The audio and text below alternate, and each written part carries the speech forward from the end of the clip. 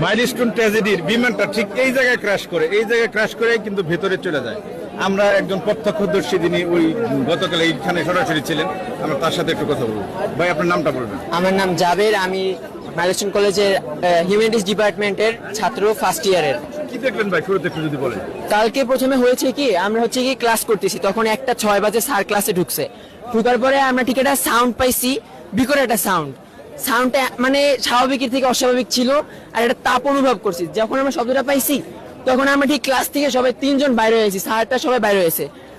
বাইরে হয়ে আসার পরে দেখলাম কি কিছু একটা আগুনের মধ্যে দৌড় দিয়ে এই যে ক্রাশ করে ভিতরে ঢুকে যাওয়ার পর আমি দেখলাম কি ওইখানে দাঁড়ায় একটা বাচ্চা দৌড় দিছে। বাচ্চাটা মানে এমন ভাবে ব্লাস্ট হয়ে গেছে, বাচ্চাটা ছিঁড়া খন্ডগুলো ওইদিকে ছড়ায় গেছে। পরে আমরা তোর দৌড়তে নামার পর আইসা দেখি এই জায়গায় একটা আন্টি ছিল, আন্টির একদম শরীর ভাগ হয়ে গেছে। এই জায়গায় খালা পড়া ছিল, খালার পুরো বডি এইখান থেকে চিরা 2 ভাগ হয়ে গেছে, আর এই জায়গায় 2টা বাচ্চা পড়া ছিল, মানে খন্ড হয়ে গেছে। তারপর আমরা মানে উদ্ধারের জন্য এক্সিট গেটটা ভাঙতে গেছি, ওইখান থেকে বাচ্চাদের অনেকগুলা বাচ্চা বের করছি। একটা ম্যাম, ওনায় পুরো পুড়ে গেছে শরীর, কিচ্ছু নাই, জামা কাপড় কিচ্ছু নাই, তার মাংস ছিঁড়া পড়তেছিল। ওই ম্যাম করছে কি, এই যে এই সাইডের ক্লাসটা হইতে নারকেল গাছের কোন ক্লাসটা, ওই ক্লাস থেকে ইনি মানে বাচ্চাদের টাইনে বাইর করতেছে, সব বাচ্চাদের মানে পুরে মানে খারাপ অবস্থা হয়ে গেছে আঙ্কেল, বলার মতো না, মানে এমন একটা বিশ্রী রকম অবস্থা হয়েছে।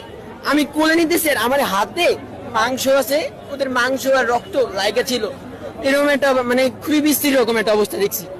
পরে ওদেরকে নামাই দিয়েছিলাম, পরে ম্যাম দেখতেছি আস্তে আস্তে কেমন পড়ে যাচ্ছেন। ফায়ার সার্ভিসের লোকদের তখন আসছে, আইসা ওনারে বাইর করার পরে তার কম্বল টম্বল জড়ায় ক্লাসের মধ্যে নিয়ে তারপরে অ্যাম্বুলেন্স আসছে, তারপর ওনারে নিয়ে গেছে। তারপর আমরা কতক্ষণ পরে পিছনে দিয়ে গেছি, দেখতেছি যে ওয়াশরুম থেকে হাত বাইর করে বলতেছে যে ভাইয়া বাঁচাও, আর রক্ত পড়তেছে ওদের হাত থেকে। পরে আমি আর আমার কয়েকটা বন্ধু পিছন থেকে ঘুরে উঠছি, ভিতরে উঠে জানলা ভাঙার চেষ্টা করতেছি। জানলা ভাঙার মধ্যে দেখি কি এই ছেলে কয়েকটা ক্লাসে একদম বাচ্চাদের পড়েই আছে, স্পট ডেড, এরকম অবস্থা। পরে বাচ্চাগুলো কাঁদতেছে আর বলতেছে ভাইয়া বাঁচাও।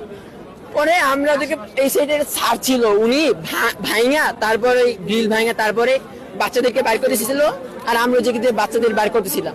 পরে আমরা এই সাইডে আসার পরে আমি আর আমার বন্ধু মানে গ্রিল ভাঙার চেষ্টা করতেছি। একটা বাচ্চা দিয়ে মানে অসুস্থ পড়ে যেতেছে, পরে টাইনা বাইর করা হয়েছে, মানে এত একটা খারাপ অবস্থা হয়েছে। আর কালকে প্রশাসন যা করছে আমাদের সাথে আঙ্কেল, এটা বলার মতো না।